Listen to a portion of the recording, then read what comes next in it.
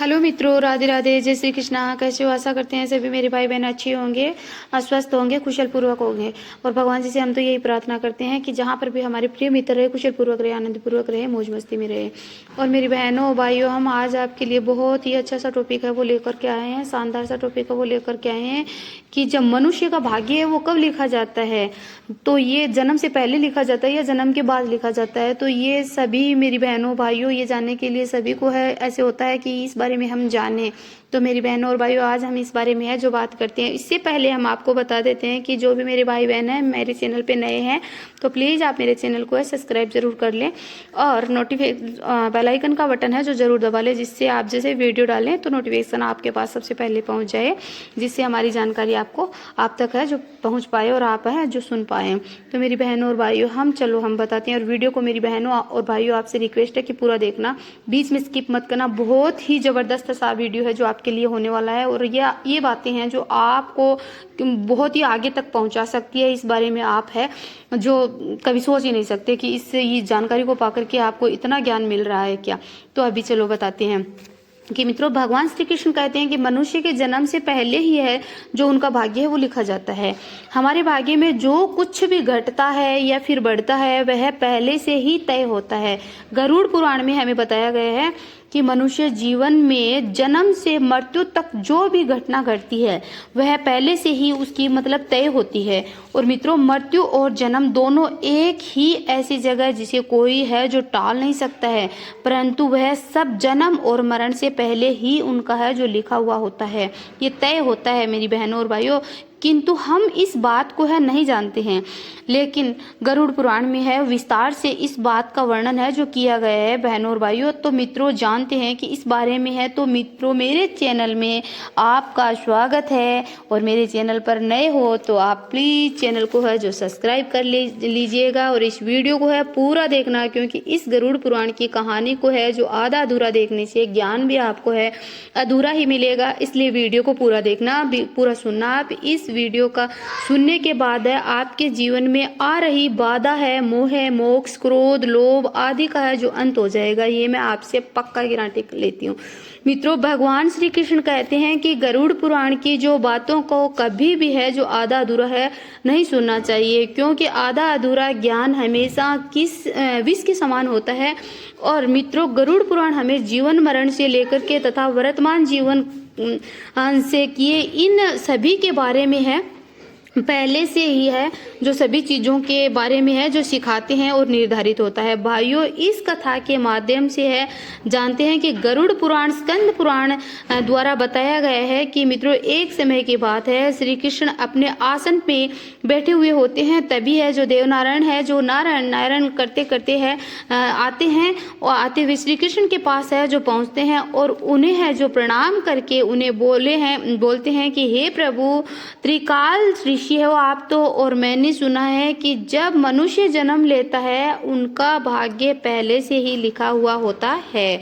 हे प्रभु, मैं यह जानना चाहता हूँ कि मनुष्य के जीवन में जो भी घटना घटित होती है क्या वह पहले से लिखा हुआ होता है क्या, या फिर पहले बाद में लिखा जाता है, वह पिछले जन्म का है जो भोग भोगता है यह सत्य है, या फिर हम अपनी जो मेहनत और कर्मों से ही है उसे बदल सकते हैं, जो कर्म करके बदल सकते हैं उनको। श्री कृष्ण नारद की बातें सुनकर हंसकर बोले कि हे नारद, आपका ये प्रश्न बहुत ही सुंदर है और महत्वपूर्ण है जो मानव जाति पर आधारित है, और ये सवाल आपने मुझसे किया है। मैं बहुत खुश हूँ और आपको इस प्रश्न का उत्तर है जो अवश्य बताऊंगा। कृष्ण बोले कि मैं तुम्हें एक कथा सुनाता हूँ जो तुम्हारे इस प्रश्न का उत्तर देगी। इस कथा को है पूरा सुनना, आखिरी तक सुनना, क्योंकि अगर अधूरा सुनोगे तो आपको है जो ज्ञान की प्राप्ति नहीं होगी।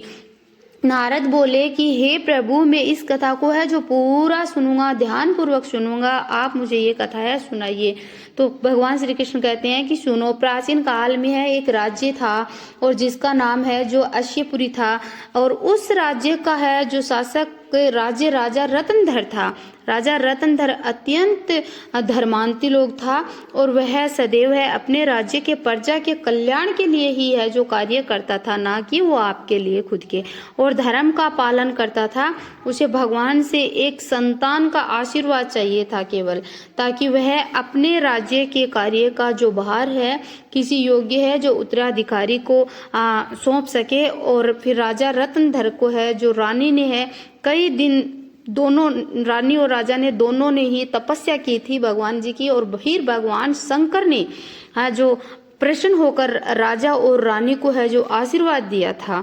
और फिर रानी गर्भवती हुई थी कुछ दिनों बाद, और बहुत ही प्रसन्न थे वह, क्योंकि वह चाहते थे कि उनको है जो एक बेटा हो, वह महान शासक बने और राजा को और राज्य को है जो सुख समृद्धि की ओर से है जो ले जाए। तो वह बहुत ही खुशी थे।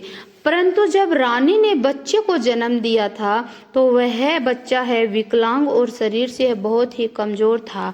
फिर राजा ने है जो भगवान श्री कृष्ण से पूछा, उनके पास गए तो फिर राजा ने पूछा कि हे भगवान, हे कृष्ण, भगवान पूछा कि मैंने जो भगवान शिव शंकर के आशीर्वाद के बाद ही है जो ऐसा किया था, और फिर ऐसा क्यों हुआ, ये क्या है, ये मेरे भाग्य में पहले से ही लिखा हुआ था क्या?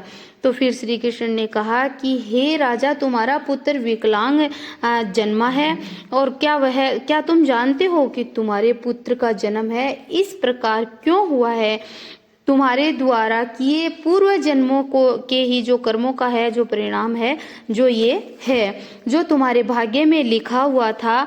लेकिन इसका कारण यह नहीं है कि तुम्हारा भाग्य पहले से ही निर्धारित था।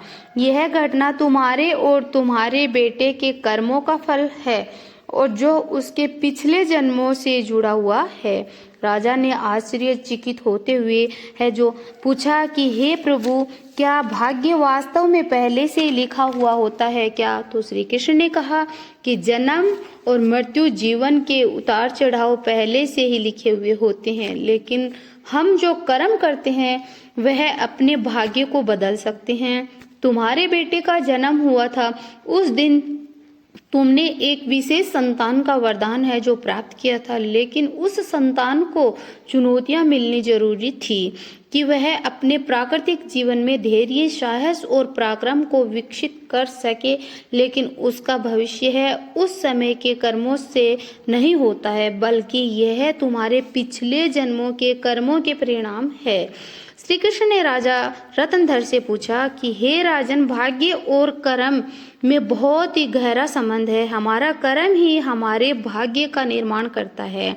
यही कारण है कि हमें जीवन में है जो अपने कर्मों को सदैव धर्म और सत्य के मार्ग पर ही रखना चाहिए। श्री कृष्ण ने कहा कि राजन, जो तुम्हारे जीवन में घटना घटित हुई है वह तुम्हारे पिछले जन्म का ही परिणाम है। यदि तुम्हारा बेटा विकलांग जन्मा है तो यह उसकी आत्मा के पिछले कर्मों के फल है, कर्मों का ही फल है। जब तुम एक पुण्य आत्मा के रूप में जन्म लेते हो तो तुम्हारे जीवन में कठिनाइयाँ और संघर्ष जरूर होंगे, क्योंकि इस जन्म में हर आत्मा को कुछ न कुछ कष्ट भोगना ही पड़ता है ताकि वह अपने पिछले कर्मों को समाप्त कर सके। लेकिन याद रखो, तुम्हारे बेटे की जो कठिनाइयां हैं वह उसकी परीक्षा है। यदि वह धैर्य और साहस से इन कठिनाइयों का सामना करता है तो वह अपने भाग्य को बदल सकता है। एक दिन वह वही कार्य करेगा जिसकी कल्पना तुमने है जो अपने जीवन में की थी। मित्रों, फिर राजा रत्नधर ने पूछा कि प्रभु, क्या मैं और मेरे पुत्र अपने भाग्य को बदल सकते हैं? श्री कृष्ण ने कहा, उत्तर दिया कि बिल्कुल, तुम अपने भाग्य को है जो बदल सकते हो। तुम्हारे अच्छे कर्मों का फल तुम्हारे बेटे के परिणाम स्वरूप बदल देगा। मित्रों, फिर श्री कृष्ण ने कहा कि भाग्य एक चक्र के समान है जो कर्मों के आधार पर है जो घूमता रहता है। जो तुम कर्म करते हो तो तुम कुछ अपने भाग्य को है जो सुखमय भी बना सकते हो। और फिर आगे श्री कृष्ण ने कहा कि राजा रत्नधर से कहा क्या भाग्य निश्चित रूप से है जो पिछले कर्मों से जुड़ा हुआ होता है? तो श्री कृष्ण बोले कि हाँ, लेकिन उसे बदलने की शक्ति तुम्हारे हाथों में ही होती है। यदि तुम अच्छे कर्मों करते हो तो तुम्हारे भाग्य को है सुधार सकते हो। साथ ही भक्ति और सेवा से भी अपना है जो भाग्य बदल सकते हो। श्री कृष्ण ने कहा कि कर्म आधार पर ही भाग्य लिखा जाता है। अच्छा कर्म अच्छा भाग्य, बुरा कर्म बुरा भाग्य, ये निश्चित है। और मेरी बहनों और भाइयों, अगर आप अच्छे कर्म करोगे तो अपने भाग्य को है आप बदल सकते हो। आपके भाग्य में पता नहीं क्या लिखा होगा क्या नहीं लिखा है, लेकिन कर्म पे आधारित है। अगर आप अच्छे कर्म करते हो तो आप अपने भाग्य को है जो आप बदल सकते हो।